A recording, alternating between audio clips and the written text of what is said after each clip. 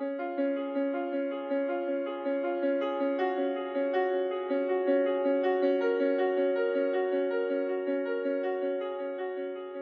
everyone, welcome.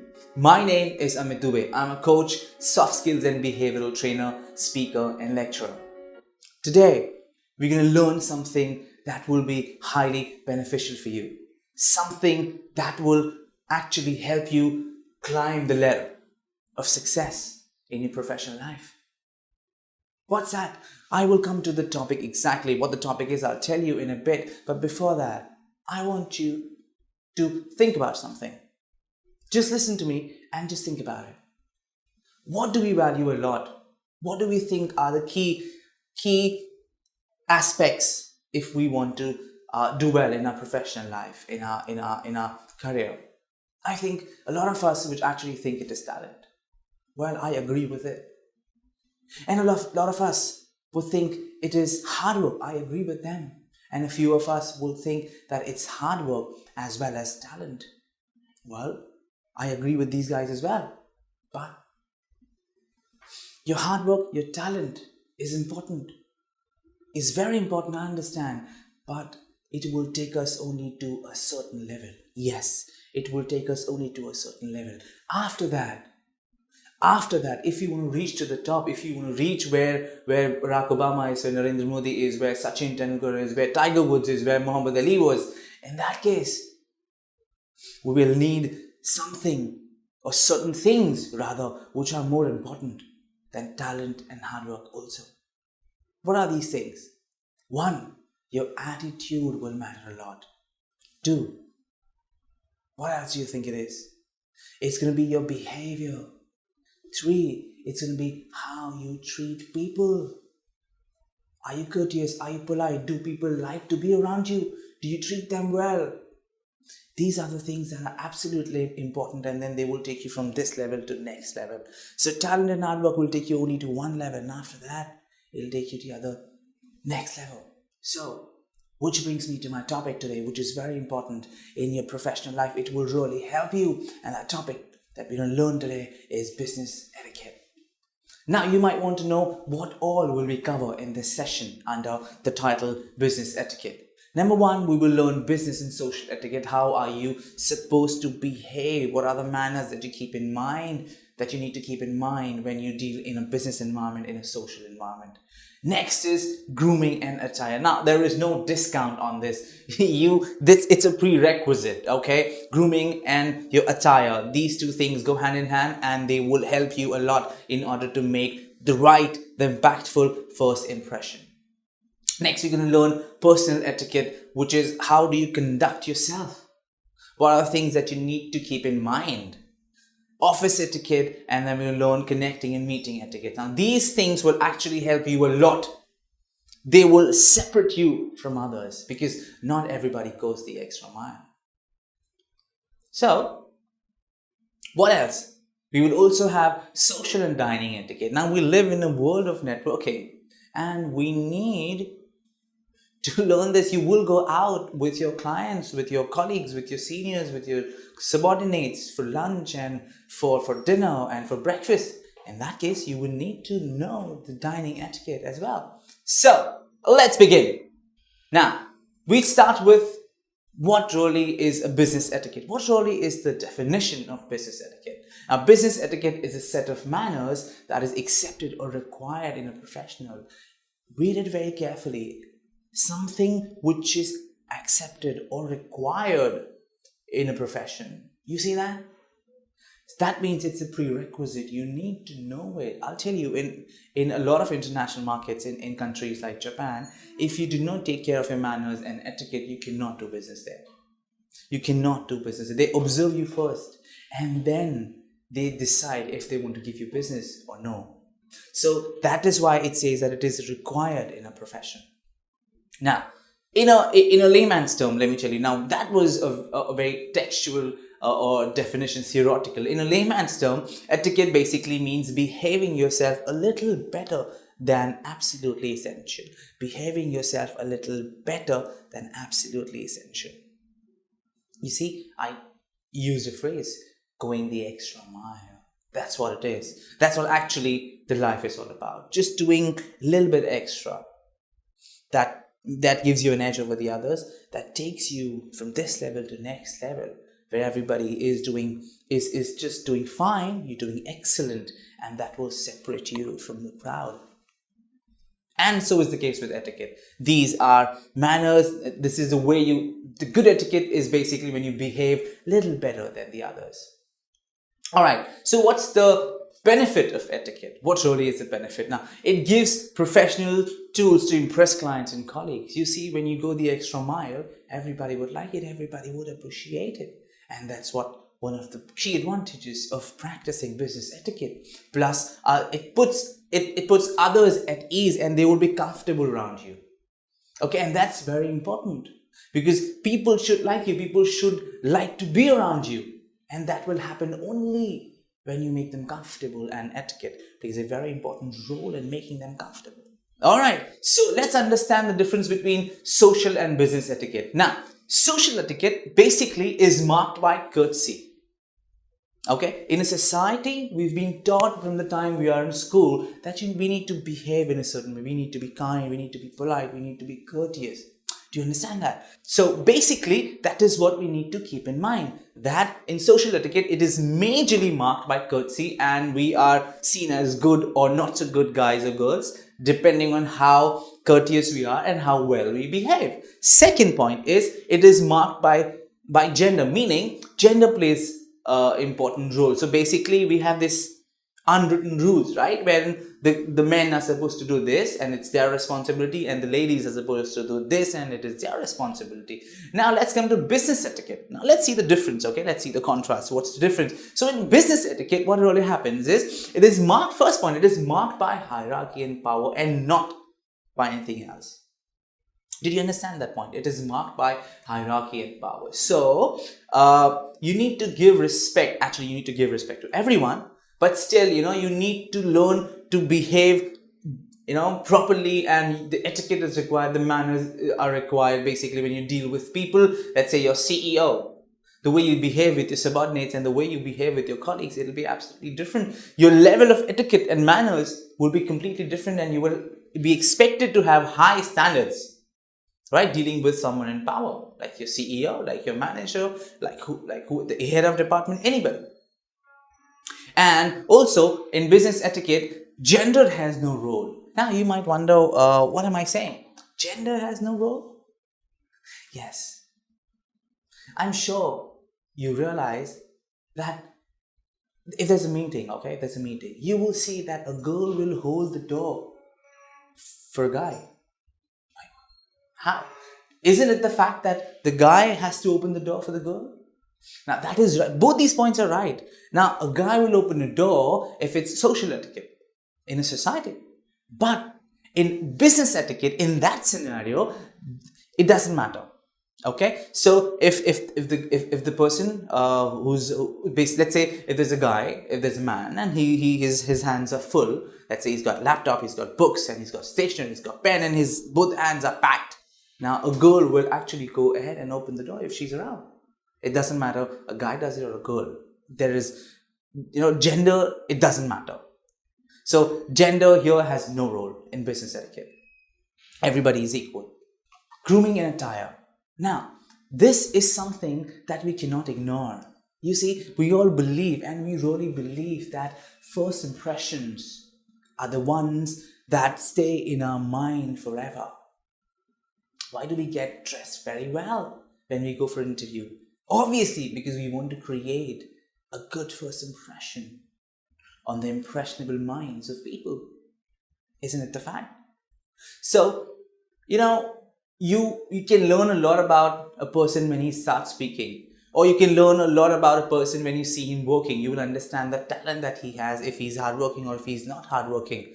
But that will only happen once you be with that person. But just when the person arrives, you still will form an opinion about that person, because our mind works that way. Now, if that person is you, if you want to make a powerful impression, in that case, you have to understand that what you wear is very important, and how you carry, how you groom yourself is also equally important. Now we'll understand what is the right attire for men, for ladies, and what should you wear, what kind of tie, or what kind of formal clothes, or what kind of dressing that we need to know when we come dressed on a Saturday. Let's say if your office is working on Saturday, we'll understand all of that. But for now, let's come to an agreement that grooming and attire, these are two important things. They go hand in hand, and you need to make sure that you take care of yourself and that you look presentable. How? Grooming is one important aspect. Alright, what's next? Personal etiquette. Now, as you can see in this slide, look at them. You see, do you think that you would ever want to shake hands with these guys if you ever met them and if you ever see them doing this? It does not look good. Alright, so I understand that sometimes you have to itch and sometimes you have to do certain things, but there is a way to do it. We'll learn these things in a bit, but understand that personal etiquette is this, and if you don't take care of yourself, and if you don't keep personal etiquette in mind, people will not like you and they would want to stay away from you, and that's the last thing you want. You want people to come to you and not shy away. All right. Okay, now, office etiquette. Office etiquette is basically the etiquette that you need to know, the manners that you need to know, some unwritten rules that you need to know to exist peacefully and to exist nicely with your colleagues. Okay, so now if you look at the picture, see, what is this guy doing? So basically he's trying to hear the conversation that is happening, personal conversation that's happening with the lady there. It isn't right, and I think a lot of us do that. We all want gossip. A lot of us want gossip, and that's why we get attracted to these things. But then understand that it's not right. Please protect your image. People don't like such people. Imagine if that girl sees him doing it. Would she like it? She will not. She will form an opinion about him, and she will make a judgment about him, and then it will never change. Even if you change, even if that guy changes, but still that judgment will stick in our mind forever. That's why we need to understand these things as well. Next point is basic phone etiquette. Now what happens here is we actually learn a lot about behaving right from the school days, or in a lot of training programs it's being taught to us that how your behavior should be, and you shouldn't be too angry, and you shouldn't react a lot, and you shouldn't snap at others. Yes, but it's also important that you do these things even on phone. You're not supposed to react, you're not supposed to yell. You need to keep your personal feelings of frustration, of personal feelings of anger, personal feelings of feeling very, very excited away from your business card. All right? So telephone etiquette is equally important. And connecting and meeting etiquette. So this involves how we have to be and what are the things that we need to take care in an environment, which is wherein it involves a meeting, where it involves connecting with people. Okay? Now, social and dining etiquette. If you look at this picture, do you think that you would ever want to be around with a guy like this? It doesn't portray the right image, does it? You see, I know this picture is a little exaggerated version, but in real life, I have seen so many people who, when they have a dinner or when they go for marriages, their plate is like stuffed and filled. It doesn't look good. And they have no control over what they drink. So, so they say that your respect is in your hands. People will respect you or no, it will not be decided by them, it will be decided by you. You need to learn to respect yourself first. And that you will do if you practice etiquette. Alright? Now, let's understand one more thing about etiquette. You see, it might surprise you, but it's a fact that etiquette is not the same everywhere. It's not the same everywhere. Now, you might think, what is he saying? But it's a fact. You see, what is right in one part of the world may not be right in the other part of the world, or may not be accepted. It varies from cultures to culture. It varies from countries to countries as well. Now, let me give an example. This will clear this point further. In a lot of cultures, it is actually okay to stand very close, even in a business environment. Generally, this if somebody is standing this close to you, now that's your personal space, and only your family members or your very very close people can stand this close to us. Generally, in let's say in our Indian culture, people don't say stay so close unless they are like your close people. Okay, your family, your relatives, your very very close friends, your partner, spouse. But in a lot of cultures, it is okay to stand so close. Now, we might, let's say, you might not be very comfortable if your boss stands so close or if your subordinate stands so close to you. We might just step back. But then in a lot of cultures, like I said, it's okay. So for them, that's all right. But for us, that may not be all right, and we might just get a little uncomfortable. So imagine if a person from that culture meets a person from our culture, and then that's going to be, he might just get uncomfortable, and the other person might think, why is he actually running away? So you see, that's what I mean when I say that the etiquette is not the same everywhere. All right, what's next? As you can see on your screen, the next point is of great importance. Okay, next point that we're going to talk about is creating first impression. Now, you don't really get a second chance to make the first impression, do you? Now, let me ask you a question. Honestly, if you had to hire anyone of these two guys, who would you hire? And why? No, take a look at it. I'm waiting. Who would you hire and why? Now, if you see here, that obviously the first choice that you will have is the guy who's dressed in suit and very well dressed, and he's carrying a professional bag with him, leather bag, and he's absolutely dressed in formals and suit and the right tie. Everything is good. Now, I'm not saying the other guy isn't good, but you see, chances that there could be a possibility that the guy wearing t-shirt and jeans can be very very talented, can be exceptionally talented, but in the first glance, who would you pick? Who would you want to work with? The guy who's wearing formals. That guy doesn't have to be, he may not be as talented as this guy, but still, do you realize that automatically your eyes would pick him and not the other guy? So no matter how talented you are, no matter how hardworking you are, you see, if you want to create a first impression, if you want to make the right image, and if you want people to pick you, to choose you, then understand that you need to be presentable. All right. Now, there are exceptions. I understand that if you're working in media, you can wear whatever you like, t-shirt, jeans, and 3/4, it's fine, but not in a corporate environment. That's not accepted. Even for Saturdays, there's a dress code. We can't just wear anything like flip-flops and go to work on Saturdays. Okay, there are these ethics, there are these rules, there are these list of etiquette that we need to know, and we'll discuss them in detail in a bit. But for now, please understand that you won't choose. Now you have to decide, would you want to be like this one or the one who's wearing jeans and t-shirt? Impressions.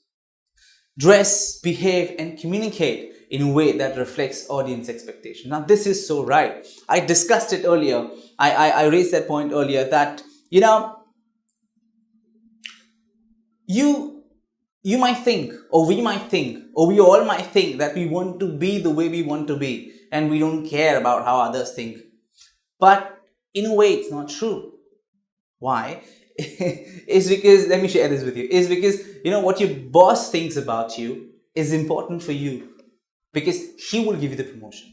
Now you might think, oh, I'm true to myself and I will do whatever I'm comfortable with and I don't care about the world. That's good, but that's in your personal life. But in your professional life, what people expect from you is absolutely important. So yes, what your clients think, yes, what your boss thinks, yes, what your seniors think about you does make a lot of sense, and it's absolutely important if you want to grow in your life, in corporate, in your professional life. So what are these three key things? One is your appearance. You have to be very well dressed, guys and girls, men, women, ladies and gentlemen. You have to be very well dressed. Number two is you have to learn to behave well. Okay, you're very well dressed, but if you do not behave well with people, it's not going to make sense. People will not like you. You just be like an eye candy, but no good. Okay, so yes, first thing to keep in mind is your appearance. Second thing to keep in mind is your behavior, and third thing to keep in mind is your communication. The power of language, what you speak, how you speak, how beautifully do you use your vocabulary, how nice your body language is, how well do you speak, how well do you modulate your voice, how well do you present. These three factors will together combine, and these will meet the expectations of the audience. And audience in this case will be the people who you are dealing with. So next, why positive impression? Why? Actually, here's the science behind it, here's the psychology behind it, here's the research behind it.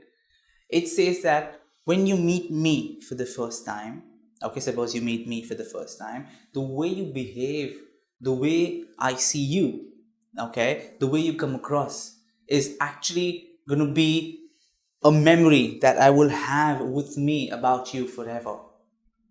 Now, if you were good to me, if you were nice to me, and in that case, I will remember that forever about you. But if you looked shabby, and then if you were not dressed well, and if you didn't behave properly, if you're not nice to me, in that case, I will remember that as well forever. All right, it's like writing the first page of the book. All right, and you always remember the beginning of something. You've seen movies. I'll give you an example. One of the best examples that I'll give you is movies. People always remember the beginning of the movies. Don't be. We remember always the beginning. That's why beginning has to be very important. That's why first impression, which is the beginning, in a way, of you, it has to be very, very powerful and has to be positive. So, making first positive impression, how do we do it? Number one is we have to determine the audience. Yeah. I understand that you might think we are not making any presentation here. I'm not going and becoming a public speaker. Why do I need to determine my audience? Yes, we have to. Suppose you're going for a sales meeting with your client, marketing meeting with your client.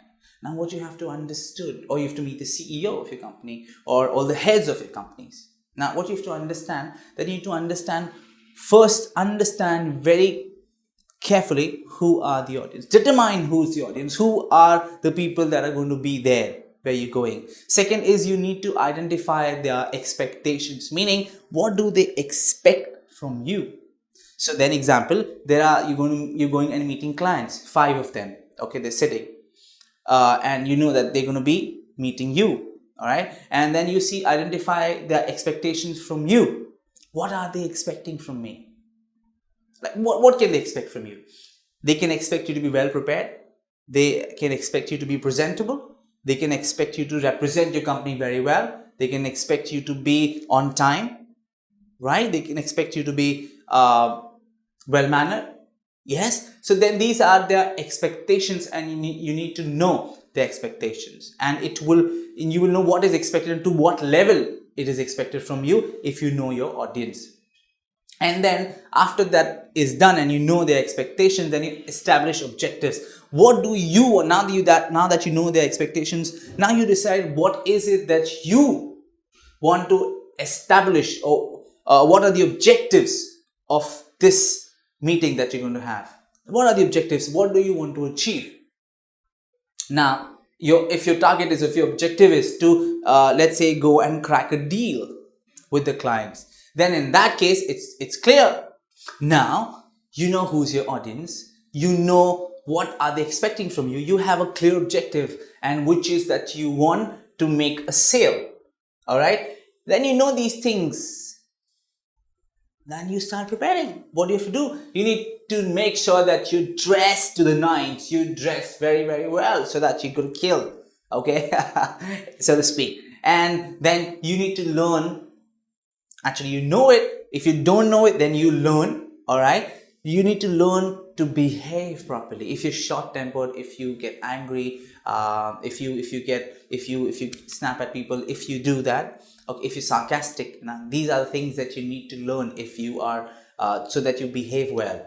Okay, so we need to learn to behave well, and then Concentrate on your communication. How are you going to start? How are you going to end it? What is the statistics? What is the data that you're going to provide? How are you going to convince them? What are you going to do? And what's the delivery? And what's the voice modulation and your body language? You need to work it in such a way that it meets the expectations of the audience. Well, as we all understand, it's always about the audience. If it's a movie, if it's a theater, if it's a presentation to 10,000 people at a time, or if it's a meeting with a client for business purpose.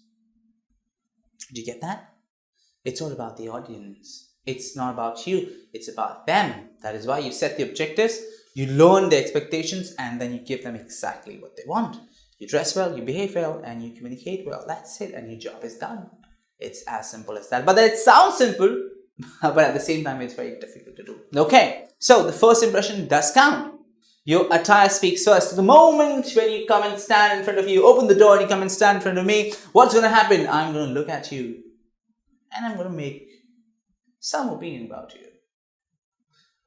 Though if you dress very nicely, what all can I think about you? I can say that, oh, he's well-mannered and he knows etiquette, well-groomed. He's from a good family. He's very well educated and he's doing well in life, right? I can obviously just judge these things looking at you. Okay, that's important. Second is you arrive in good time. You arrive on time. Well, my respect for you will increase. You dress well. You arrive on time. And then you make a good entrance. You're not like rushed, and because you're in time, you're not in a hurry. Okay, you come 15 minutes before time and you're well rested, and then you go there. Okay, and then you go there on time, and you make a good entrance. You powerful body language. You enter and you greet people, and voila, people will like you. Lastly, display a right body language. I just said that. Display a right body language. So when you greet them, handshake has to be nice. 2-3 pumps. We'll learn that. Don't worry. And when you stand, you use everything that you've got. If you've got whatever height you've got, 5.5, 5.6, 5.7, 5.8, 6 feet, whatever the height that you have, use it completely. Stand straight. Don't slouch. And listen to them. Nod. Yeah, smile. These are things that you need to know. And when you do this, you're going to make a very, very beautiful first expression, guys. All right. So just look at this picture. First impression, which will create confidence if you do this. Number one, trimmed haircut. I know it's a fashion these days to have these unkempt and messy hair, but we need to understand that we'll be working in a corporate environment and we need to have a trimmed haircut. We need to be clean shaved. We need to have a warm smile. Smiling is amazing. Smile can do wonders. Trust me, and everyone likes people who smile, because in this world of high competition, in this world of stress, people have actually forgotten to smile. Nobody smiles. If you don't believe me, just stand outside any building which has many offices, and just see people coming to work in the morning, and you will hardly see anyone smiling. The very straight face, and half of them have a sad face. It isn't a good sight, and it seems that they're not happy. They're just dragging their bodies. That's why it's always good that you smile, because we don't see many smiling faces around. If you don't trust me, just look around. How many smiling faces do you see? But if we always catch some of these guys and we tell them, oh, he always keeps smiling no matter what. I mean, these people get noticed. Everybody has problems, but then you need to learn to smile, because problems will be there anyway. But that doesn't mean that your problems will lead you to not smile. Alright? So you're going to make me a promise that you will keep smiling no matter what. Alright? Good. Formal dress. Yes. It's a business setting. You will have to be dressed in formals. There's no discount on this as well.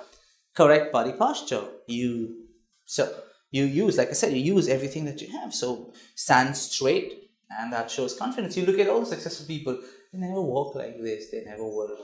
And you look at people who are not doing well, and they're like losers, so to speak, and they've been going through a lot of failures. Most of them, if they're not fighters, and they will never stand like this. they'll always be like this. But look at all the successful people. They make sure, even if there's a storm going on in their mind, even if they're feeling underconfident, but they will make sure that they stand straight. So all these successful people, now that you know and you can see it, that they walk straight, they always form, they breathe well. Okay, so that's what this exhibits, confidence. We need to learn from them. And always, these are the habits that actually they are taught to us from the time we were kids. We're always told to sit straight and not a slouch. Stand straight, not a slouch. But then we normally don't pay attention, and even when we grow bigger, our problems of not walking straight and slouching grows bigger too with us. So here, now I want you to put a full stop to it, and no matter whatever, no matter you're feeling confident, no matter you're feeling underconfident, you're feeling stressed, or whatever that is, I want you to feed this into your mind that you need to walk straight, you need to have the right body posture, because you don't understand and you don't realize that it speaks a lot about you. And even if you don't want to communicate, it will still communicate about you, saying that you're not in the right state of mind. So with your body, they can actually judge what's happening in your mind. That's why correct body posture is absolutely important. Lastly, firm handshake. We'll learn how to do a handshake like in detail and what it signifies and what's a good and what's a bad handshake. But handshakes are a must, We normally don't fold our hands in business environment. So then we do a handshake. So handshake, how to do it, we'll learn that. But then for now, just understand that a handshake is very important. You do these 5 things and you will look confident, my dear people. Okay. But then there are certain things that you should not forget. Number 1, arrive 15 minutes early. Absolutely important. Arrive 15 minutes early. Why? I'll tell you why. Normally, I arrive half an hour early. Well, I'll tell you. I'm just telling you 15 minutes. Why? Because it's not possible all the time for people to arrive half an hour early. At least 15 minutes. Why? Because, you know the traffic that we have. And things can go wrong. Things can go wrong as in you might not find the taxi, you might not find the rickshaw, the train, the bus, or any mode that you use to travel. Sometimes it becomes, you might find traffic if you're driving your own car. So we can't predict traffic or predict things. So that is why it's important to leave early and reach 15 minutes early. Because let's say if you're running cut to cut, what's going to happen is that you reach there, it may be hot, and what's going to happen is you're going to be sweating and you might just panic. You may be a little panicky, and what's going to happen, it's going to show on your face. And if it's an important meeting, it doesn't look good at all. And by the way, every meeting is an important meeting. You don't know what opportunity might just come out of any meeting for you. So that's what I'm saying. You arrive 15 minutes early, you sit at the reception, or you wait outside, and then you just look at yourself. And if you need to wash face and go to the restroom and wash it, you need to use deo or perfume, you do it. You need to make sure that your clothes are in place. Just take care of it. And then, you look fresh, and then you get in. Those 15 minutes can actually help you a lot. And also, by the way, if you have some papers that have to be arranged in an order, you can do that. So that's why at least arriving 15 minutes is very important.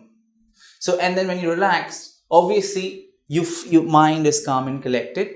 And then when you get in, the first thing that you do is you greet them and you introduce yourself.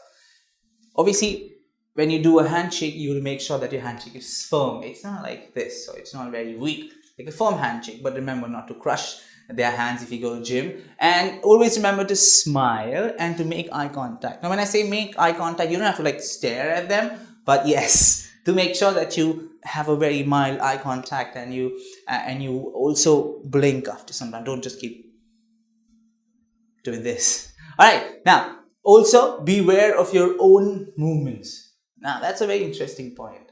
Beware of your own movements, as in, some people have a very strange habit of doing this, while talking. It's very silly, okay? And some people will just tap their feet, like tuck, tuck, tuck, tuck, tuck, which again isn't right, because a lot of these senior people actually notice everything about you, because your non-verbal communication, your body language and your expressions and these gestures, they speak a lot about you, and people will make judgments about you. If you keep tapping your feet, they might think that you're not interested and you're in a hurry and you want to get out of there, and that's not the right thing, because then you're giving them a picture that you are not interested in them, or that the person is boring, which they might not like. So in that case, you need to keep a track of your own movements. And if somebody's talking, you can't position your shoulders like this and then look at them like that, because that doesn't look good. If you are talking to someone, like let's say if you were in front of me, I should make sure that this is the position of my shoulder. I'm looking at you and not this way, because that shows that really you're not interested, you will move out. Also, now we've spoken about observing your own body language, but then we need to watch the other person's body language as well. Well, that's important. How? I'll tell you. So what happens is, when you read the other person's body language, what happens is you will realize that you're realizing a lot of things. So what happens is, when you look at them, when you're giving a presentation, when you look at their body language, it will tell you if they're interested. What points did you say that actually brought their attention towards you? What points you said which actually they did not like? And if they're smiling, are they enjoying your company? And you look at their body language and expressions, you can learn a lot about them. And if things are not going right, you can change things. But then how will you know this? You will know it if you read the body language. So body language is important. Now, what's the science of body language? What's like the definition? Okay, so body language is basically how your body speaks, the language of your body. We have so many languages in the world. We have so many languages in our country itself. So much of variation. But that's the language which is verbal, the oral language. But there is a language that exists, which is the language of your body, and that's called body language. Okay, speaking of body language, let's understand the language of the body, which is called the body language. We have so many languages in this world. We have so many languages in our country. Same way, there is a language of the body too, which is called the body language. You know, knowingly, unknowingly, we actually speak a lot through our body, through our expressions, through our stance, through our gestures, through our hand movements, through our leg movements. We do a lot. So I'll give you an example. Every gesture is like a single word, and it has a different meaning. Like.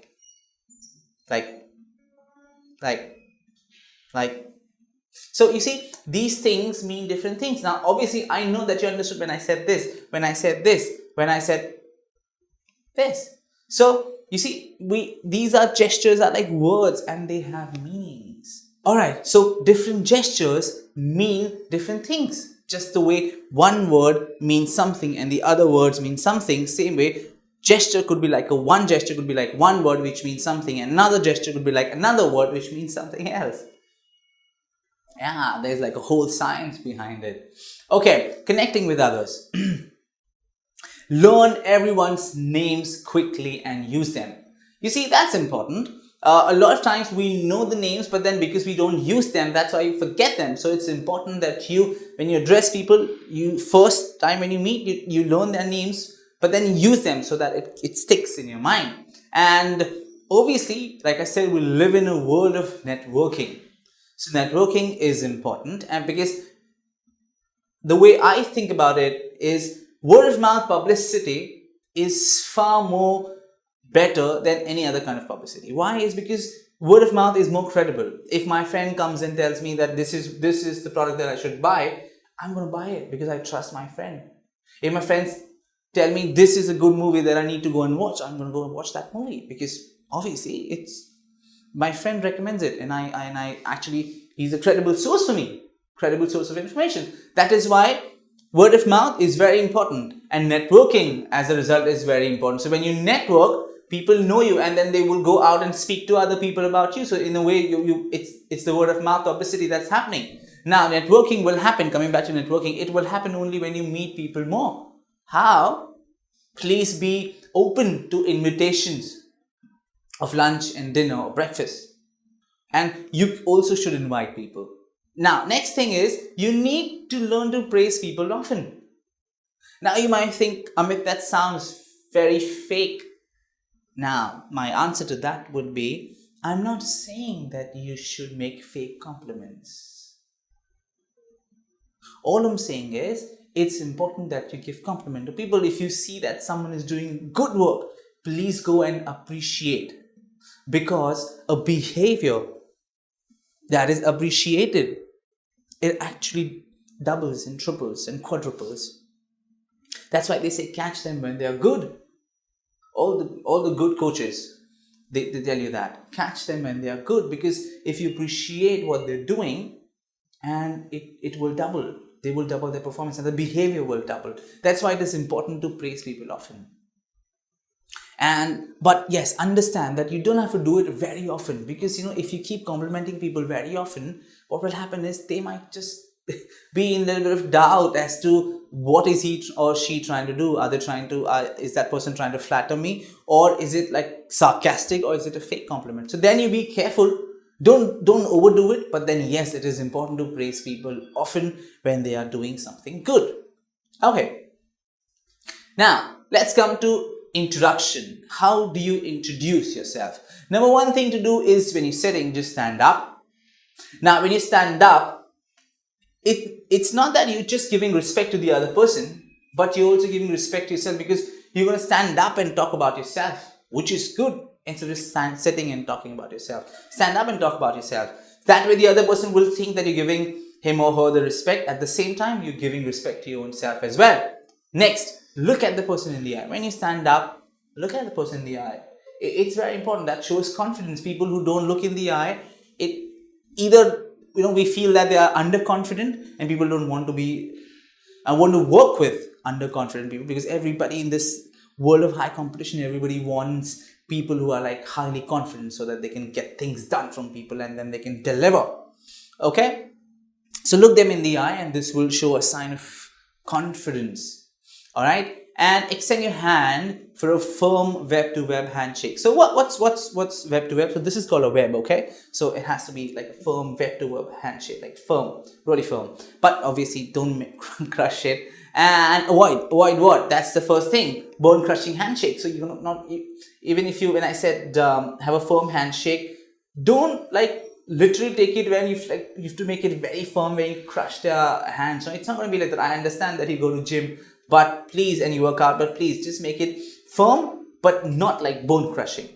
There's a difference between being firm, having a firm handshake, and bone crushing handshake. Next is wet fish handshake. So what happens is, a lot of times we see that some people have sweaty hands. Their hands, this section especially, it becomes sweaty. So in that case, you got to be very careful when you shake hands with people. Just make sure that you carry a napkin and you wipe it before you make a handshake. And if it happens regularly, and the sweating, and if the handshake also has to happen regularly, just make sure that you have a handkerchief, or let's say a napkin handy, so you keep wiping it regularly. Also, grabbing someone's finger, it isn't right. You see, some people just handshake, they do their handshake, they just do a handshake with this portion. This isn't good. That's not right. And after you're done with the handshake, what you do is you say your name and something about yourself. So just tell your name. Hi, my name is this, and I'm this. Right? So in my case, it'd be, hi, good morning. My name is Amit Dubey. I'm a coach, soft skills and behavioral trainer. And that's it. So it's a quick introduction about yourself. All right? Look at these slides. It says, hi, I'm John Smith. I work in process improvement in polymer division. And the lady says, I'm his wife. Okay, let's talk about introduction. Failing to introduce people looks unprofessional. So now, example, if I am standing with 3 people, and if I see you and I know you, and if I just come and say, hi, hello, how are you doing? And if there are people, standing beside me, and if I'm not introducing them to you, it doesn't look good.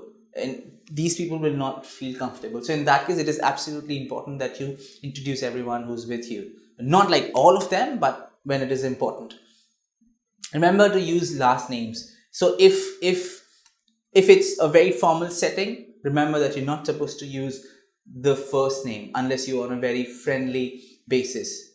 If you are in a business setting, remember to use the last name, or like the full name. You say Mr. Amit Dubey, or you say Mr. Dubey. You don't say Amit.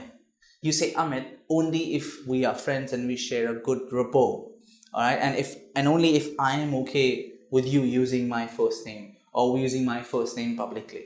All right, so just understand that, and remember to introduce the person of greatest importance or authority first. For example, if there is a manager, and there is assistant manager, and there is let's say and then junior. So in that case, you introduce the person who's of utmost importance first. So you say, meet Mr. This, and he is the manager of our department, and he does this, anything.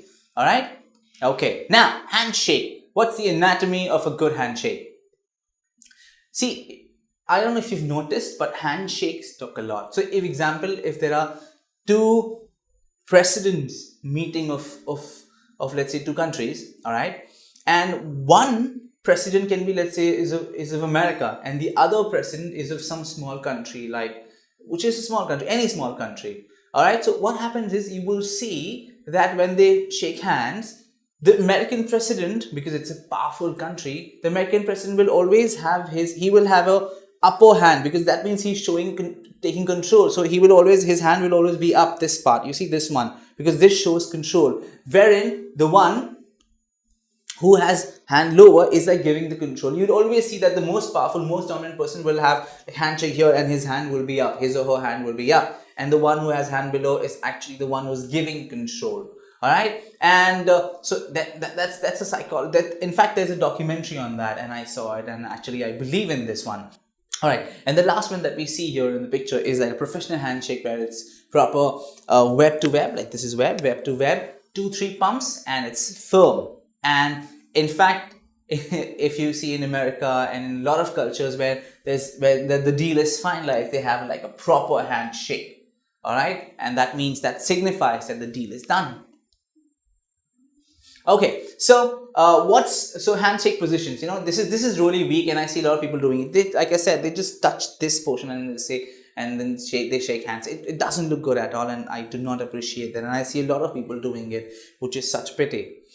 And don't make it like too firm, like very, very firm, very, very hard, and then people don't like that too. That the normal one is the one where I said it's like it's firm, and it's 2-3 pumps and web to web, and it signifies the trust.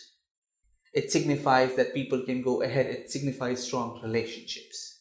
All right, and the third one that you see is the normal and the most proper way to shake hands. So let me tell you the process now, so that you will never in your life make a mistake of not giving a good handshake. So number one is, remember, extend your right hand. Now, even if you are left-handed, but still, you extend your right hand, is because normally most of the people are right-handed, so you will hardly see people shaking left hand. So that it's appropriate to use the right hand for your handshake. Use it.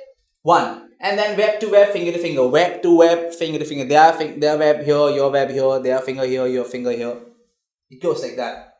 And then you grasp the other person's hand firmly and completely. Okay, firmly and completely. Look it in the eyes and smile. All right, and then release the hand in 3 seconds at the most. Okay, pump, pump, 1-2 pumps, and then out. You look, and then you're out. And then, but no matter what, never ever refuse to accept someone's hand. Well, that's something that you need to remember. Always, if somebody is extending his hand, please go ahead and give the handshake. It'll be very rude, and the person will not like it, and will lead to embarrassment, and probably he might just get furious as well. So always give a handshake if somebody is asking for it. All right, so now look at these pictures. Look at these 7 faces here. Who would you actually like to have conversation with? Now, the most common answer that we all will come up with is the lady who the first picture, right? Why? It's because that's the most approachable, that's the most positive face that I see. So understand that always keep smiling no matter what. We've discussed this in detail. Whatever goes out inside, we've discussed this in detail. Whatever goes on inside, don't let it come outside. You have to show that you're calm and composed, because you just can't let your inner feelings destroy your image. You just can't be reflecting what's inside always outside. So example, you're angry, you're frustrated, and if you're short-tempered, it just can't keep coming out all the time, because then it will not be appreciated. So keep your feelings aside when you are in a business environment, and make sure that you keep smiling. Okay, so this is really a saying. They say that when in doubt, smile your troubles away. Actually, this is a very good technique, and it is taught in public speaking as well. When there are a lot of people who actually get nervous, and it is seen from their face. They are taught to, even they think that the nervousness is showing off, it's coming out, and it can be seen on their face. In that case, what can be done is they are taught to smile. Just smile. All the time you're nervous, forget everything else. Don't try and show something else, and don't try and show that you're strong, and don't try and show that you're confident, because then in the process it will just come out in a very unexpected way. So the best thing that you can do is just smile. You just look there in the eye and look at them and just smile. That's all. And it will put you at ease, and it will put the audience also at ease. Okay? Good. Eye contact is the next thing that we want to discuss. Eye contact is, I think, is something that can show if a person is confident or not. Something that can show if the person has conviction in what he's saying. It is something that can show trust. It can show something like relationship and bond. If two people are in rapport with each other, if two people know each other, and if there is a trust between two people, obviously they will maintain eye contact. And if there is no trust, the other person might look down, look here, look there, and that the person who's standing or who's sitting opposite to you will figure out that you're not making eye contact and there's something wrong. Okay? So, what does eye contact show? It shows understanding and interest. It builds rapport, okay, the bond between the speaker and the listener. Now, you should also basically look at your audience in the eyes. It's scary sometimes, I understand, because for a lot of us, we may not be very comfortable with making the eye contact. It's hard, it's scary, I know it, but then you need to do it anyway. Alright? So it's important. Okay, so a lot of us may not be very good with making eye contact, and then we are kind of learning to make eye contact. And obviously, because we understand that it is absolutely important. So if you learn to make eye contact, what's going to happen is, one, we're not comfortable doing it, and then we may not be very comfortable trying to look in the eye, because if you do it for too long, it might look that as if I'm staring. So we don't want it to be too long, too short, and we're wondering where to look on what exactly for how long. So in that case, just remember. Just you look here in between the eye. That's the right way. Look somewhere here, and that person will automatically understand that you're making eye contact with that person. Also, when you're making an eye contact, just look at that person, and then you can shift somewhere else. So if there's a laptop, just look into the laptop, or if there's something else, if they're saying something, you can look down, and that'll show that you're thinking about, and you're grasping, and you're taking in whatever that person is saying, and then look back again. So say about 5 to 15 seconds, you just look at that person and you look down or something else, and then you look back again. So that way, that not necessarily if you have to do it, but then what happens is, when you keep doing it, it looks normal. And if you're trying your best, okay, if you're not very good at making eye contact, and if you're trying your best to maintain eye contact, in that case, and if you think that if you do it for too long, it might get uncomfortable for that person and for you as well, because you're trying hard. So what you can do is just look at that person for anywhere between 5 to 10 seconds, 15 seconds, and then you can look down somewhere, and at the screen, or at the book, at the notes, or whatever that you have, and then you can look back again. So say about 10 seconds, 15 seconds, you look for fractions of seconds down or somewhere else, and then you look back again. That shows that you're interested and you're keen to listen to. Now, next topic is grooming and attire.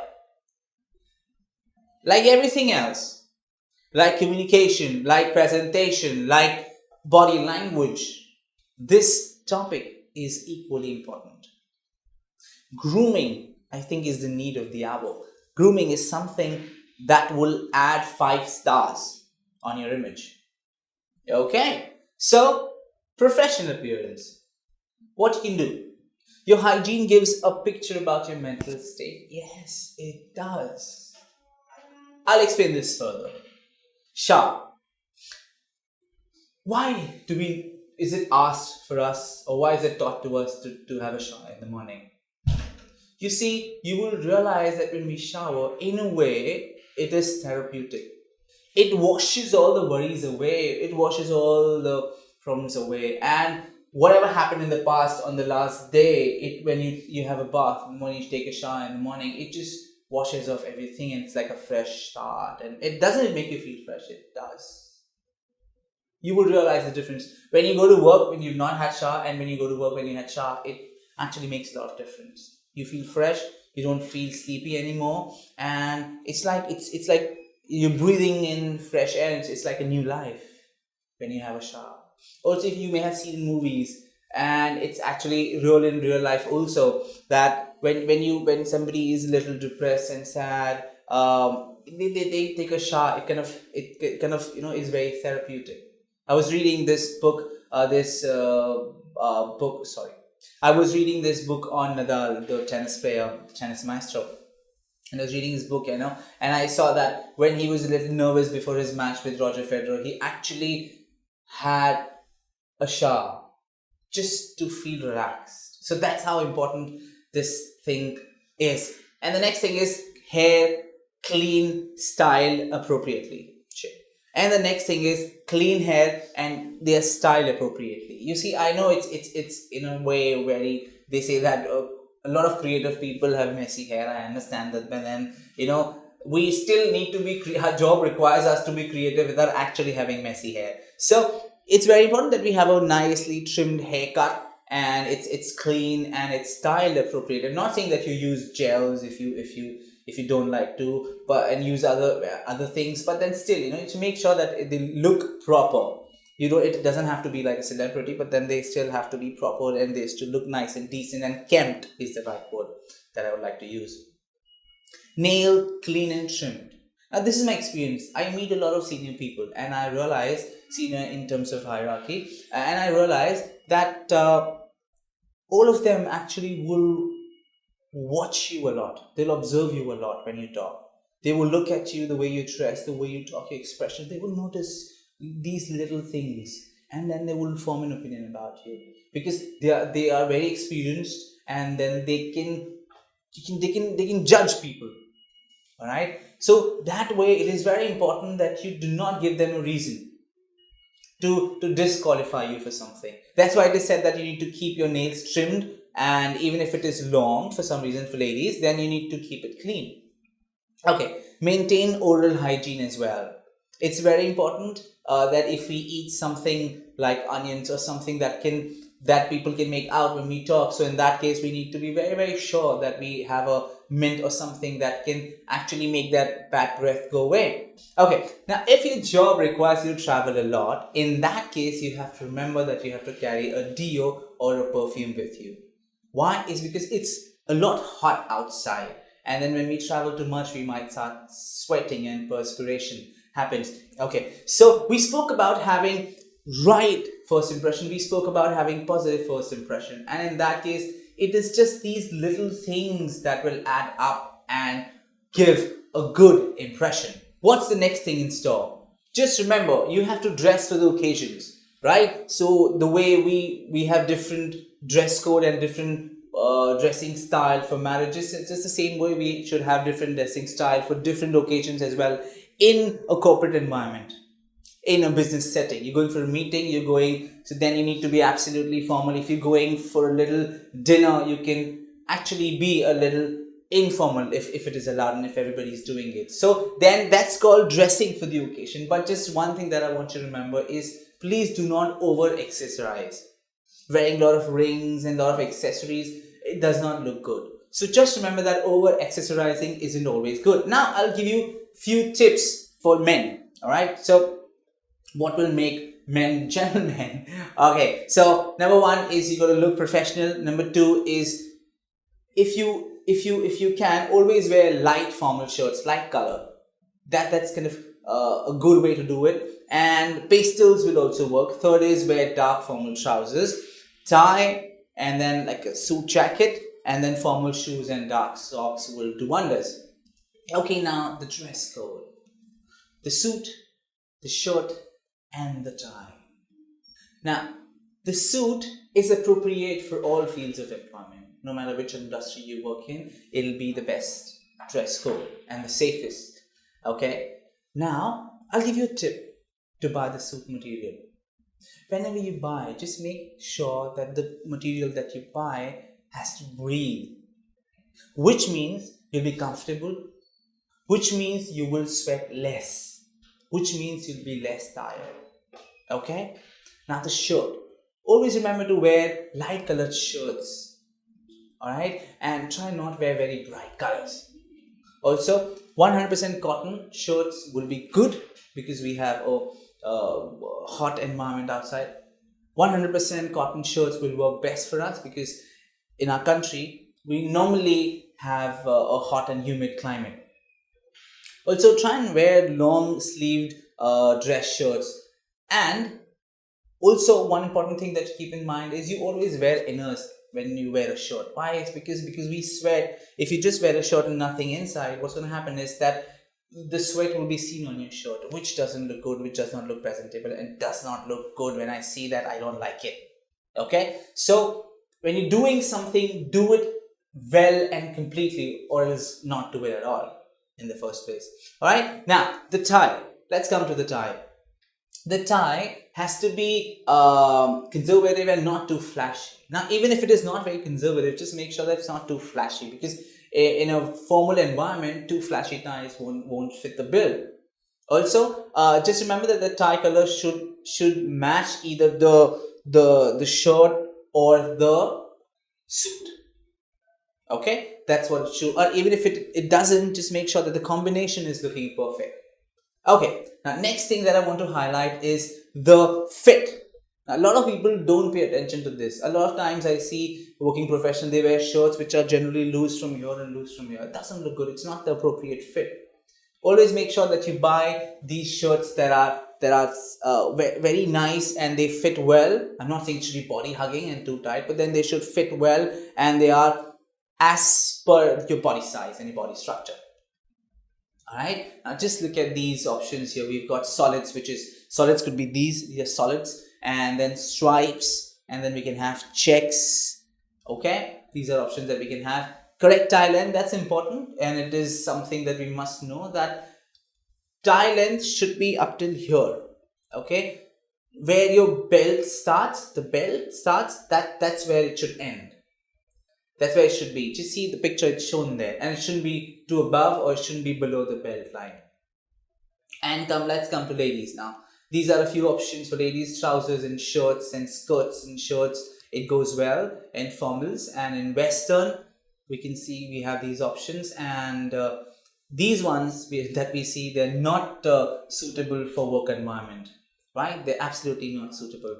And then let's see a few options here. And footwear, always remember that you wear closed toe shoes when in office, and this again is NSFW, which is not suitable for work environment at all. Saris, these are okay. These ones are not the right choice for work environment unless there is a festival or there's some session or some day that you're celebrating. Blouses, these are fine. These are absolutely not fine. What else? Salwar kameez. These are okay for work, but then look at that. That's too flashy. All right. Friday dressing. We now have this culture in our country as well, where people have Saturday, Sunday offs. Weekends are off, so on Friday they can wear casuals. All right. And in some companies where Saturday is not an off, there they wear casuals on, and the casuals allowed on Saturday. They wear casuals on Saturday. So here, look at the picture here. The ladies can wear shrug or something, or jeans, and an inner, something that looks good. And for gents, we can have a collared t-shirt, we can have an informal blazer and jeans and a shirt, which will look fine. These are a few more dressing options for men. And if you're sticking to semi-formal, then you can have that. Otherwise, casual is that. And a few more options for guys. You can take a look. It looks pretty much good and it can be used on Friday. And some more options for girls with accessories. All right. Now let's talk about the color coordination. Let's get into the small details which matter a lot, which do the fine tuning. All right, which is like the cherry on the cake. It just completes it. So always match. Remember, always match the color of your belt with your shoes. If your belt is black, then you wear a black shoe. If your belt is brown, then you wear a brown shoe. Rings. Ideally, try and limit yourself to only one ring per hand. Don't go like 4-5 rings in one hand. Does not look good. Piercing, which is visible, you need to keep it at home. It does not work in the work environment very well. Socks, ideally keep it dark colors, black with black. So if you're wearing a black suit, you should have a black socks. If you're wearing a gray suit, you should have a gray socks. So also, but just a tip, ideally black and gray, these are the colors that go well with any dark colored suits. But then if you want to keep it perfect, then it should match the color of your suit. And shoes, yes, you have to make sure that they are polished and their edges aren't fading, and you can carry a shoe shiner in your bag if you like. Before you get into the meeting, you just roll it over your shoes and they shine. Okay, so steer clear of anything too gaudy, too short, and too tight. Please stay away from something which is too tight, too body hugging, too short, and too gaudy. So what happens here is we're not going on a ramp walk. We're going there to work. We need to be comfortable as well. If you wear something too tight, you'll not be able to move a lot. So just remember that it's not right. All right, now we're going to learn something which is very important, which will be a guideline for you as to what are you supposed to do and how are you supposed to behave, and what are the things that you're not supposed to do, or the things that you have to take care of. All right, number one is do not pick at your face.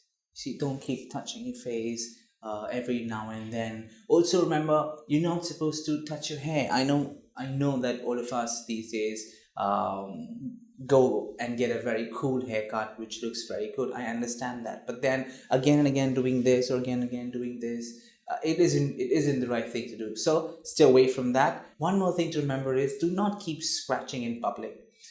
It does not look good. It's a nasty habit. A lot of people that I've seen around, they involuntarily, they do not know, or they're not aware of the fact that they're actually scratching. Now this isn't a good habit. Now if you are the ones who actually keep scratching, or it happens involuntarily, please start noticing it, and please make sure that you get rid of this habit. Even if you have to, just make sure that not many people are there around, and you do it so that nobody watches it. But you should get out of this habit if you have it, unnecessary scratching or scratching in public. If there's a problem, then you get it treated. That'll make more sense. Next point is basic social etiquette, where number one thing that I'd like to discuss is burping. Now this is natural. Okay, it may sound funny, but it is natural. Okay, it happens. But when that happens, please remember to cover your mouth and say excuse me. Okay, but excuse me shouldn't be so loud that it actually catches attention of people. Number two is yawning. Now yawning, it just spreads. You yawn and somebody else after 5 minutes will start yawning, and the people next to him will start yawning again. So when you yawn, please, if you feel like that, if you're feeling sleepy, go take a small nap if it is allowed, or if not, then go to the washroom or restroom. Just wash your face. Okay, just wash your face and come back so that you feel a little fresh, or go and have a cup of tea or coffee for that matter. But yawning and stretching, it is a big no-no in an office environment. Number three is coughing. See, when we're not well, we cough. I understand that. We've got cold and then we cough. I understand that. But when you do, there are certain rules that you have to keep a napkin, or keep your hand over your mouth and cover it. And then even if you have to cough, just look that side. Just make sure that people are not disturbed. And same is the case with sneezing. Try and go out of the public area and then do it in the corner. Okay, if you can. Otherwise, even if you have to, and just look away and then do it. Lastly, adjusting your clothing. We are not actors and actresses and heroes and heroines, so we cannot actually just adjust our clothing wherever. It is very, very bad. Some people do it again without realizing it. It's about time that you start realizing it. Don't just keep adjusting your clothes wherever you feel like walking and sitting and doing it. No, please, there's a place for it. It's called restroom. Go there, see, adjust, and then come back. That'll look better. So these things, when you do it, people don't have to know it. That's what this etiquette, social etiquette, is all about. All right, and and this is definitely not allowed, even if you are a queen. All right, next is office etiquette. Certain things that you need to keep in mind when it comes to office etiquette. Number one is on time. Please respect time. Time is more important than money. Time is more important than a lot of things, because money can go and come back. But your time, if it goes, it's not going to come back ever. All right. So remember, respect time. Be on time always. If people tell you 2 o'clock, be there by 2 o'clock. In fact, I've taught you to be there by 1:45 and not 2 o'clock. Okay. And then next thing you can do is, even if you're running late for some reason, if it has happened, just remember that you need to call them up and inform that you're running late. One, you should avoid doing anything which can make you be late. But then if just If it just so happens because of traffic and unpredictable situations, then people will understand it if you don't do it very often. But just make sure that you call them up, ring them up, and tell them the genuine reason as to why you are late. And after you've informed them, just make sure that once in a while, if it's a genuine thing, it's fine. But every time if you do it and you say I've informed them and I'm right, if I've informed them I'm right, but what's not right here is that you coming late again and again. If you know that either you don't commit, if they say 2 o'clock and you can't reach there by 2 o'clock, fine, tell them that you can't reach there by 2 o'clock. Okay, but don't promise if you can't fulfill, if you can't keep the promise. So if you know that you can't reach there by 2 o'clock, don't commit. Say I will be able to reach there earliest by 2:30, not before that. Okay, and what now, that's one thing. The other thing is, please do not get into this habit of coming late, arriving late every now and then, because then you will lose people's respect and they will stop trusting you. And a lot of people value time because they understand the importance of time, and if you don't value time, they will not value you as well. Now, one last thing that I could share since we're talking about time is you might raise a question saying that I work till late. So obviously, because I worked till late in the office, I was there till 2 o'clock in the office yesterday, which is why I've come late. Now here's the thing: champions don't give excuses even when things get tough. All right, and you are a champion, so you have to remember that even if you're late, that doesn't give you the right to come late again in the morning. You're working hard, good, do it hard so that you will have things which others can just dream of. Don't give excuses. Okay, next is cubicle etiquette. Now, we all work in offices where there are cubicles. Not that everybody has his or her own office space. So then we work in cubicles, we sit in cubicles, okay, in large offices. So in case if you have a cubicle of your own and then you work there, just certain things that I want you to remember and I want you to understand. Number one thing to do is imagine that there are invisible doors. A lot of people I see, they just get up and start talking to the other person, not seeing that the other person maybe very tensed, maybe speaking to someone, and you might just be disturbing them, or you might just be doing something to obstruct their flow of work. Okay, that's not right. So imagine that there are doors. If there were doors, what would you do? You would knock and then ask permission and then do it. Same way, imagine that there are invisible doors, and whenever, just see if they are in a position where they can talk to you, only then should you, otherwise leave them alone.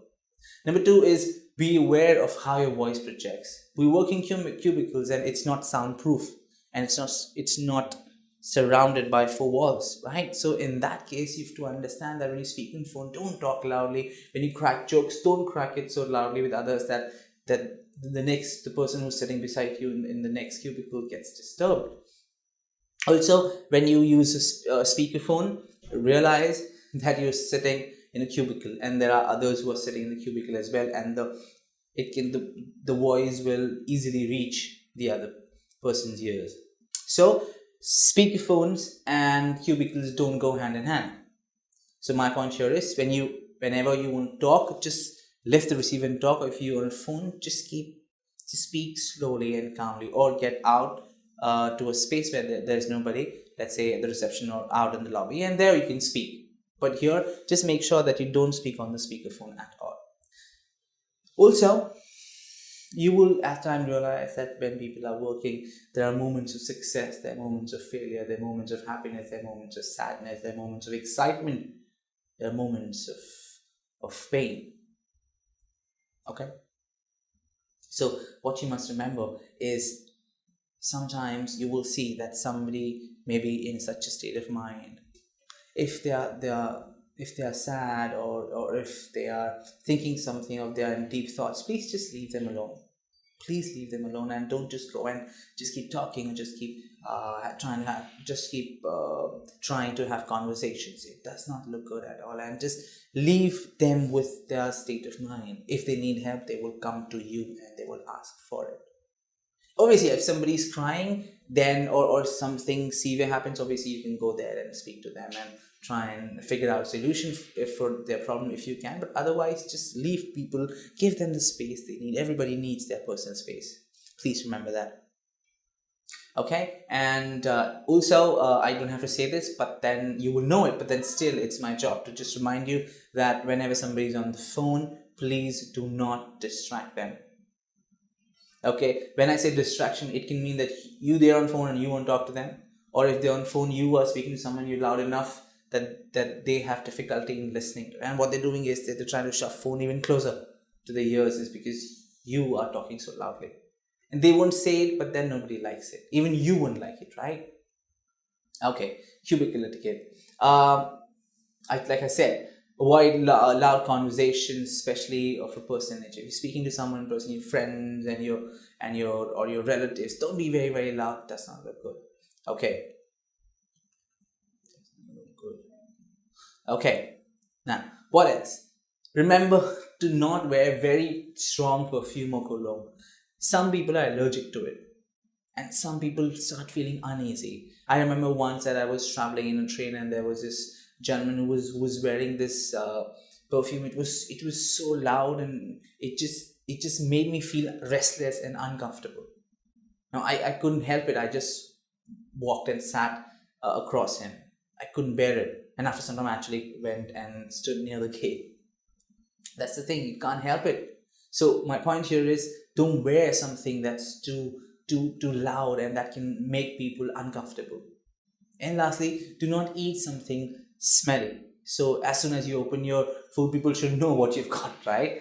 You should be able to have your food in peace. So just remember that you're not supposed to eat something smelly, so that people again get uncomfortable. Like I've told you, the first rule of etiquette is making sure that people don't get uncomfortable. All right, so quickly, 2 tips about cubicle etiquette. One, you're not supposed to stand in front of someone's cubicle and carry on loud conversations, so that disturbs someone. Number 2 is, do not walk into a cubicle when someone is on the phone or they are in deep conversation with someone. Please imagine, like I told you, imagine as if there is a door. Take the permission only if they say yes. Should you start talking, or should you get into it? Otherwise, you should not. All right. Office citizenship. Now, what's this? Now, here are certain things that you need to keep in mind to be a good citizen of your office. Okay, number one is put things back where they belong. If you take something from somewhere, just make sure that you put it back from where you took it from. Number 2 is refill the paper tray. Now, there will be IT people to do it. If there's nobody around, you should remember to, if you've used all the papers, just put the blank papers there, so that somebody else can take the photocopy of it or print whatever they need, the documents. Number 3 is learn how to unjam the copier. Now, what happens I've seen, and it's a big time waster. What happens is, people are using photocopiers or they're taking printouts, and what happens is the machine gets jammed and the paper gets stuck. And now the paper gets stuck. What they do is they just leave it, and then they just start doing something else. And when somebody else comes and they want to get a printout, they want a copy of it, they want to photocopy something, what happens? They see that is jammed.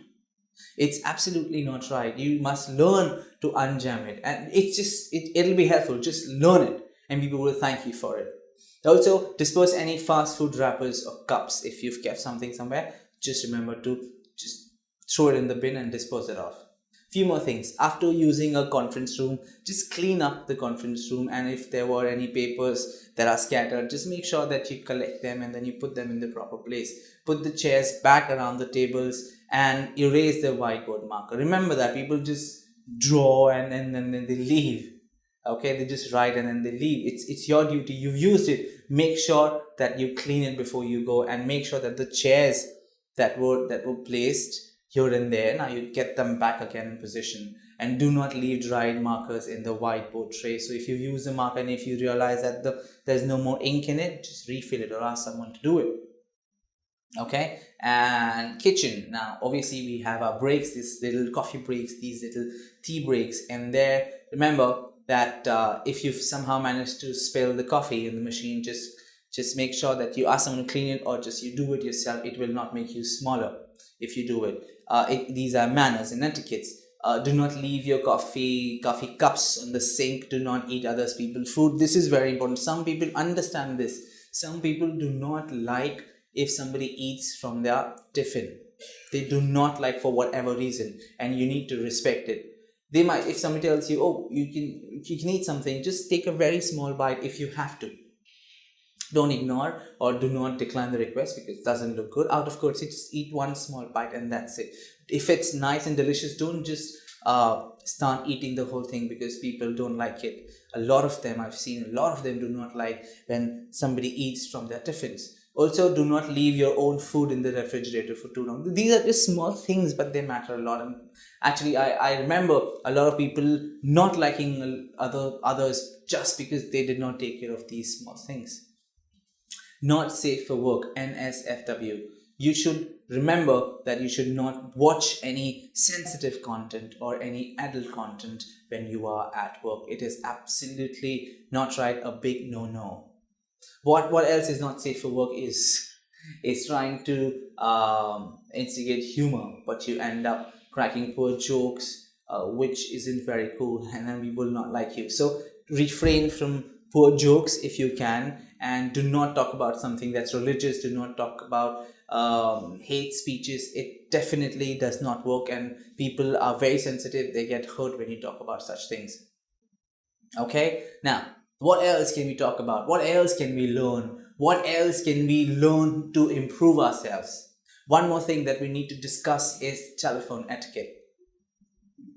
Now, when you make a call to a client, when you make a call to someone for the first time, what do? You have to first identify yourself, greet them, tell your name, okay, and then ask the person's availability or comfort to talk. So don't just start off saying, oh, I've got this, I'd like to discuss this. No, wait. Ask them if this is the right time to speak to them, or ask them if they have 2 minutes for you to speak to them, okay? Ask for the permission, only then should you go ahead. Next thing that you need to remember is the ringtone. Your own ringtone also, by the way. Speaking of calls, right? So I wanted to put this point as well. Ringtones. A lot of people have their ringtones which are very loud, and it just not pleasing to the ears. Please avoid it. Please avoid keeping such ringtones and keep the ones which are really soothing to ears and not the ones which are very loud and vibrant and people may not like it. One more thing that I'd like to talk to you about is caller tune, your own caller tune. Just remember, when someone gives you a call, they hear a song instead of a ring. That's called a caller tune, right? But when this caller tune, remember that this can talk a lot about you. Yes, your caller tune can also communicate a lot about you, and people will form opinions about you. What they will think is the kind of song that you've put. They will think that is the kind of personality that you have. Now it's your responsibility to make sure that whatever song that you put, it should not portray a wrong image about you. That's all that I want to say. Okay, and now coming back to making a call, just remember that before you put someone on hold, it is your duty and your responsibility that you take permission from them, inform them. If they say yes, only then should you put them on hold, especially when you're making call to a client. Workplace and meeting etiquette. Keep your phone on vibrate or silent mode, or I would suggest just keep it switched off. Why? Is because it not only disturbs others, but it disturbs you as well. Okay, and when in meeting or when you're discussing something important, just remember that what you're discussing is important. The other person who's discussing it with you is important, and your concentration is important. So ideally you should keep it off. If not, then you keep it on silent or vibration mode. Now the next thing that you must remember is that if you have to answer a call and if you're surrounded by people, please do not start talking there. Go out of the meeting room, go out of the office, and then speak where there are not many people around. Because if you speak there, one, it is not right. Second, you will disturb others and others will not like it. Okay, and I would like to say this point again. They may not tell you this on the face because you might feel bad, but then they will definitely judge you saying that this guy is like that or this girl is like that, and they don't understand things. These are basic etiquette. And even in bus or an elevator or an aeroplane, if you have to, one, you should not answer. If you have to, then just make sure that you keep it short and to the point. Don't just start talking about what's happening with him, what's happening with her, and what happened in the stock market, and what happened at the sports, and what happened in politics. Just refrain from doing these things, because the other person he or she is sitting right next to you, and they will get disturbed. Just like I said, give people privacy. Always remember, look at this picture. If you think that this kind of behavior is not right when you are with people, in and around people, same way this kind of behavior is not right even on phone as well. Don't yell, don't be angry, do not fight back when on phone, because it's not the right medium. You have disagreements, speak clearly, logically, and when you meet them next, you can clear it out. But you're not supposed to behave like this lady actually when you're in a telephonic conversation. Meeting etiquette. Now, first thing that comes to my mind when I talk about meeting is business card. Your business card, in a way, is you. It represents you. So the things that you need to keep in mind about a business card is, number one, you should always have it in the first place, because you never know who can you find. There can be someone that you might just find suddenly who can be of help to you, or someone that you can be help of. Okay, always remember to carry a business card, and remember, have it in good shape and updated. Okay, if you've printed your business card 2 years back and then you've added your qualification, then in that case it's not updated. So keep it updated, keep printing them regularly. All right, and remember that to take care that they are in good shape, and their edges are not rubbed off, and their edges are not kind of folded. Okay, and also have it readily available. So don't keep it in pockets where you don't know where it is. Right, keep here or in the bag where you know. Have a fixed place where you keep it, so that whenever you need it, you can just look into that pocket, or into that in your bag, and just take it out and just give it right away. Okay, and be selective about distributing. Just because we have a card does not mean that we have to give it off to everybody whoever we see, and to all the clients. No, everybody may not need it, and it just loses the respect if you just keep on giving it to everybody. So remember, be very selective about distributing a card. Present in an appropriate way, and present at the appropriate time. When you meet someone, you give your card, you present your card. Or when you are actually partying, you give your card. That's when you do it. Or when you are in conversation, they ask you, that's when you give the card. Not randomly at any point in time. And there's a way to do it, right? So you give your card like this, with respect. Okay.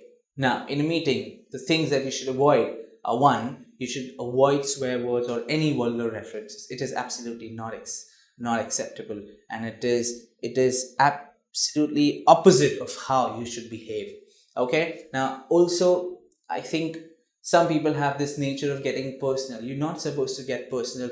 Don't ask personal questions. People do not like it. Please. Okay. If somebody tries to do that with you and you're comfortable and they're comfortable, then you can go ahead and have discussions and you can build rapport. But otherwise, please, if nobody initiates, you don't initiate. Don't get too personal with people. Remember, cell phones are the biggest distractions.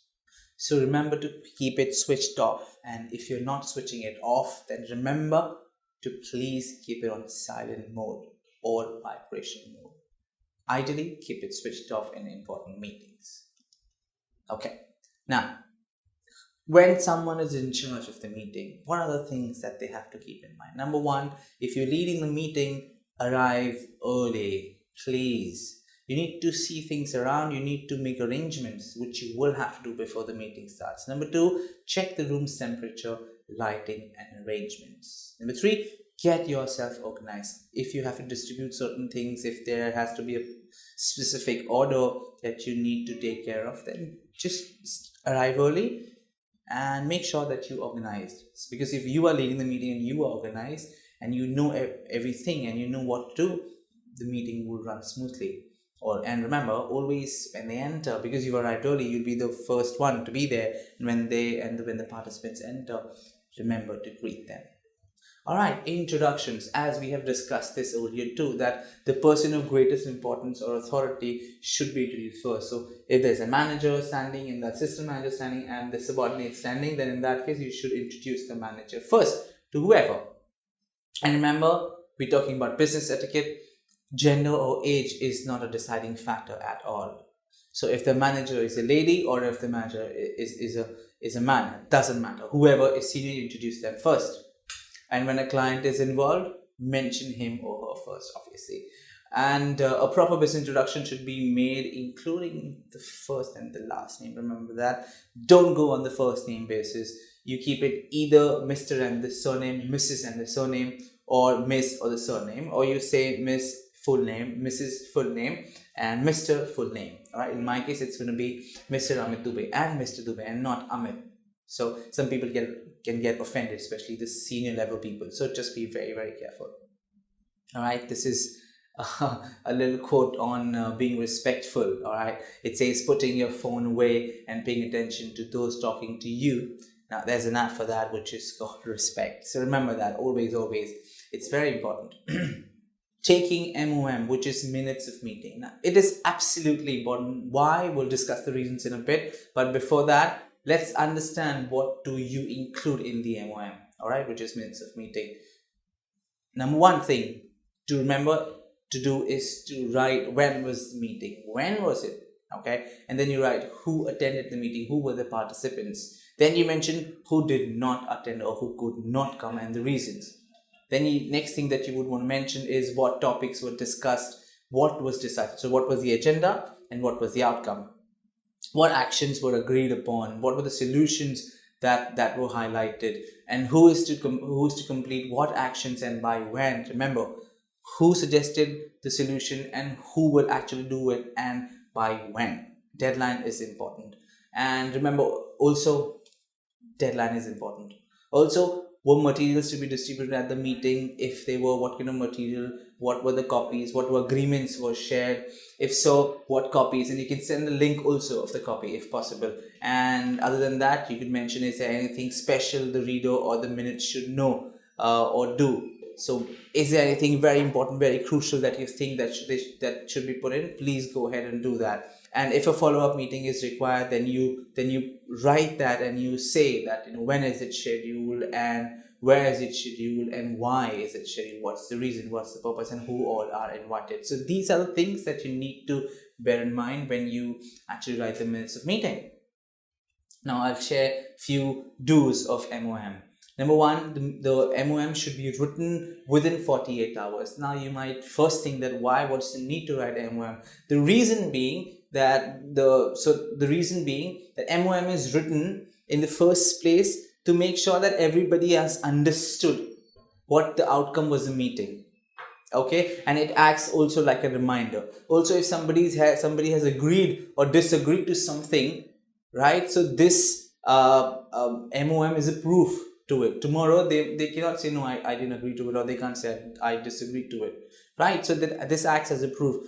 Also, why within 48 hours is because, see, there's so much of information. People see so much, they observe so much, they attend so many meetings, they read so much, they tend to forget certain things. So when you write it within 48 hours, it acts as a reminder and people will have it in mind. Oh yes, this is what happened and this is how we need to take it forward.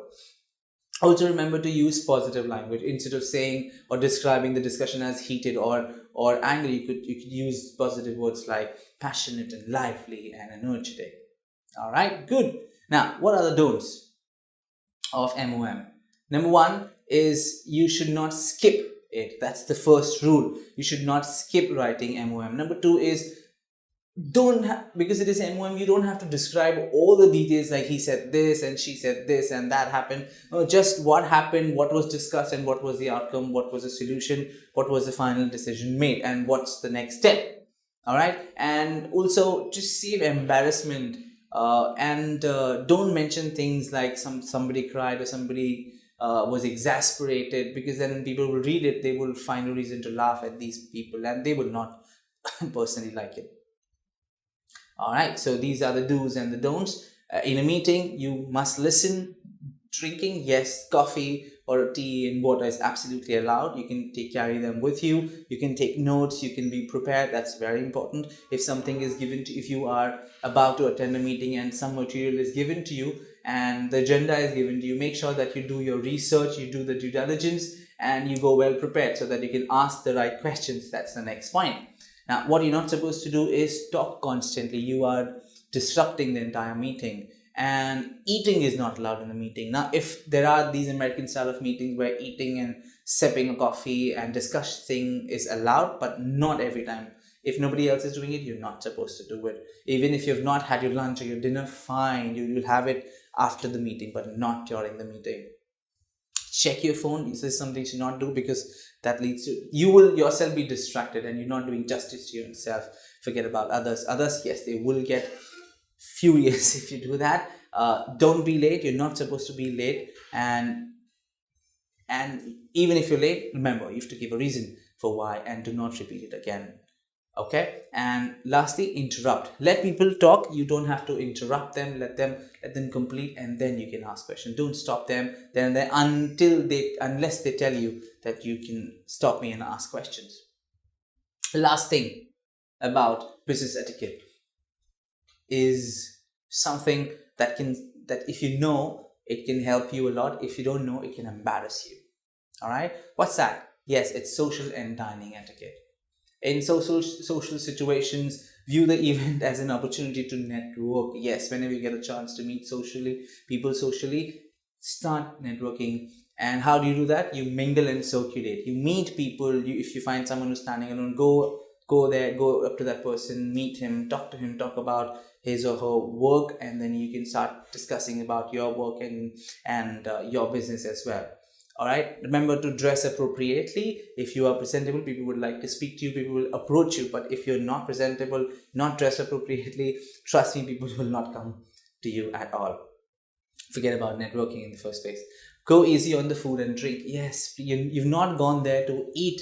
You've not gone there to drink. You've gone to a social event to socialize, to do networking.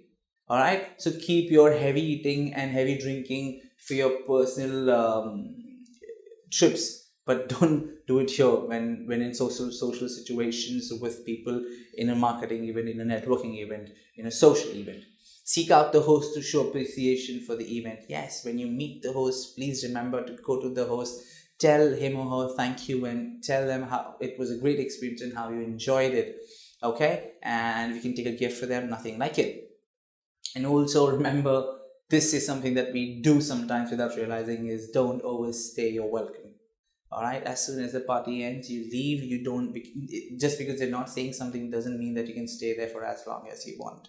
All right, now we go to restaurant, okay, and then we eat. But how? Let's see. That's how a formal place setting looks like on table. We will have our plate in the center, and then the salad fork and the dinner fork on the left hand side, and napkin on the extreme left, as you can see. Then we have our spoons on the right and the knife included, and then we've got cup and saucer, and little on the right hand side on the upper top you see that there are glasses, water glasses, wine glass, and on the left hand side at the top we see that there is bread plate and bread knife and dessert spoon exactly opposite and near to the plate. All right, so that's how it should be. Napkin, yes, it's a small thing, but then greatness lies in the small things, as they say it. So for napkin, wait for the host or guest of honor to pick up his or her napkin first. It's there. All the napkins are dressed and they are on the plate. Remember, don't lift it and start using it. Wait till the guest or the host comes in and he takes it first, and then we all do it.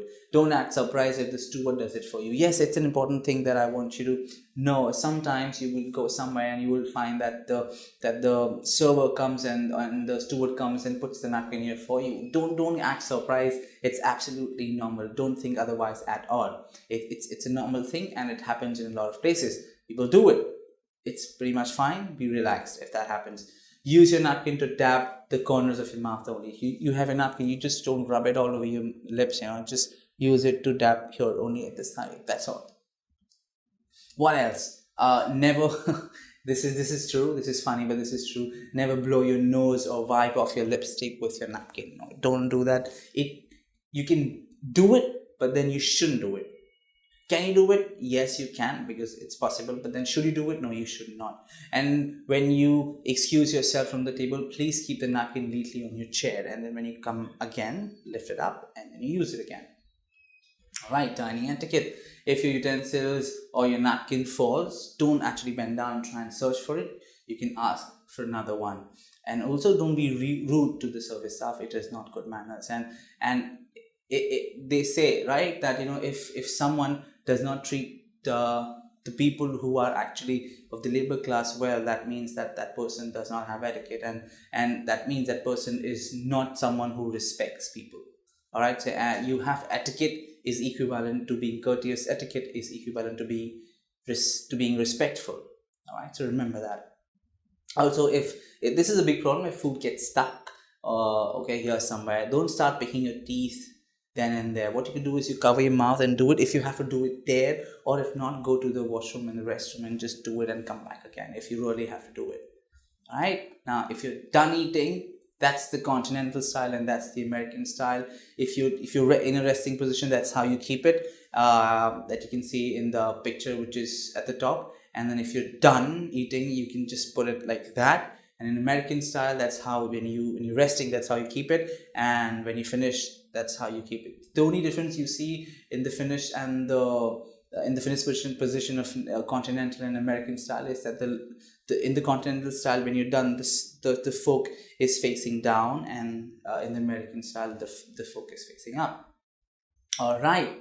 Now comes the bill. People are very reluctant to pay the bill, but then remember, there's only one rule, and the final rule, which is whoever invites someone for dinner or a lunch pays the bill, including the tip. Okay? And we all party, we all like to have parties. So when you have fun, when you go out for a party, remember, do not drink, do not get drunk. You can drink if you like, but then don't get drunk. Okay, there's a slight difference. Don't go out of control. Do not hit on the co-worker, please. That's a common thing that I've seen. You get drunk and then you start hitting on other people, which isn't the right thing to do. You will pay the price for it later when you are sober and you realize that you made a mistake. This happens in a lot of places. Don't do that. Always remember to one more thing. Always remember to, when it's a buffet, stay there at the buffet. Don't take your plate and go out. Does not look good. Please remember that. Okay, so now we've learned a lot of things, and now let's check how much have you understood. Okay, so let's just do a little quiz. I give you the question, you read it, and then you give the answer.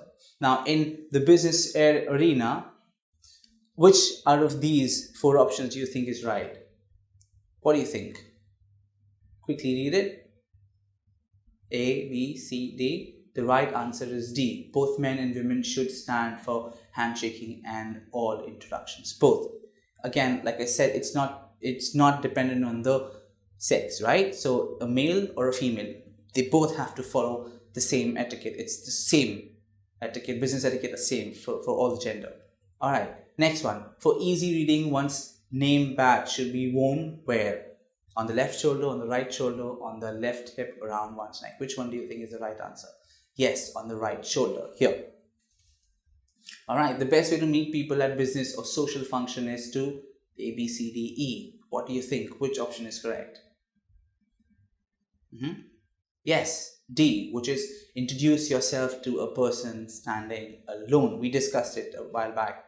Okay, when expressing thanks to someone who has given you a gift, you should do what? These are the options. What do you think? A, B, C, D. Which one is right? Yes, the right option is B. Send a handwritten note within 48 hours. That's the best way to do it. When you are dining with someone important or your cell phone rings, you should do what? These are the 4 options. Which one do you think is right? A, B, C, D. Just check. Yes, I think you got it. It is C. Apologize and turn the phone on silent mode. The person you are with takes priority. Yes, okay. If you have a morsel of food locked in your teeth and you want to remove it, what do? Yes, you excuse yourself and go to the restroom to pick your teeth in private and not do it there at all. Even if you do it, you cover it, right? I taught you that. When 2 business people communicate, how far apart should they stand? The distance. It should be 3 feet. Okay, good. It is acceptable to tell a business colleague that his or her zipper is unzipped. Yes or no? Yes, absolutely. You can tell that person and you can save him some embarrassment. When answering a business phone, always answer with your name. Good. Okay, when you reach a doorway at the same time as another person, the following rules apply. Which one do you think is the right answer? We did this. Yes, whoever arrives first should open it and hold it for the other who's following. And second is always open the door for someone of either sex if that person has his or hands full. This is basic etiquette.